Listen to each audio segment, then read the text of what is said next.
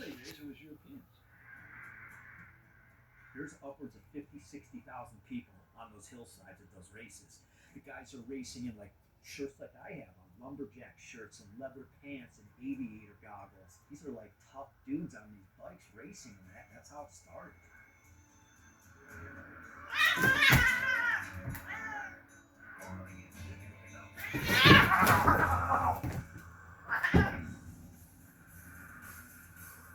While Europe becomes a hotbed of enormous crowds watching racing in a still sparsely populated Southern California, open spaces become a playground nurturing town just about having fun.